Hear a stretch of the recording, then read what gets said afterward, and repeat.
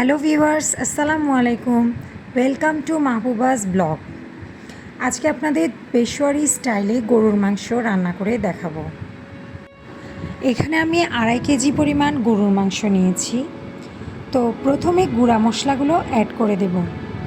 এখানে অ্যাড করে দিলাম 2 চা চামচ পরিমাণ ধনের গুঁড়া আর 1 চা চামচ পরিমাণ ভাজা জিরার গুঁড়া, আর অ্যাড করব লবণ।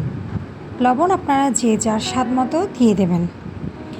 এরপর ভালোভাবে মশলাগুলো মাখিয়ে নিতে হবে। এটা করলে কি হয়, মশলা এবং লবণ মাংসের ভিতর ভালোভাবে ঢুকে যায়। আচ্ছা, আমি এখানে পেঁয়াজ দিয়ে দিচ্ছি প্রথমে। তো আমি এখানে মাঝারি সাইজের 10টা পেঁয়াজ নিয়েছি। আপনাদের যদি পেঁয়াজ বড় সাইজের থেকে থাকে তাহলে 4 পিস করে কেটে দিতে হবে। এরপর দিয়ে দিলাম টমেটো। আমি এখানে 3 পিস টমেটো দিয়েছি, বাট আপনারা চাইলে মাঝারি সাইজের টমেটো 4-5 পিসও দিতে পারেন। এরপর দিয়ে দিলাম রসুন। এখানে আমি গোটা রসুন ব্যবহার করেছি। ছোট সাইজের রসুন ব্যবহার করলেই ভালো হয়, দেখতেও ভালো লাগে। এরপর দিয়ে দিলাম 10-12টা কাঁচামরিচ। সবশেষে আদা কুচি দিচ্ছি। আদা কুচি এখানে 1 মুঠ পরিমাণ দিয়েছি। এবার ঢাকনা দিয়ে ঢেকে চুলায় তুলে দিব। চুলার আঁচ কিন্তু প্রথম থেকে শেষ পর্যন্ত মিডিয়াম টু লোতেই রাখতে হবে। যখন একটা বলক উঠে আসবে তখন আমি আর কিছু গোটা মশলা এখানে অ্যাড করে দিচ্ছি। প্রথমেই অ্যাড করে দিলাম সাদা গোলমরিচ। এটা আস্ত ব্যবহার করতে হবে। আপনাদের কাছে যদি কালো গোলমরিচ থেকে থাকে তাহলে আপনারা কালোটা ব্যবহার করতে পারেন। এরপর একে একে দিয়ে দিব দারচিনি 4 স্টিক, ছোটো এলাচ 6টা, লং 6টা। ছোটো এলাচটা ফাটিয়ে দিয়েছি। এরপর জয়ত্রী ফুল দিলাম 4 পিস।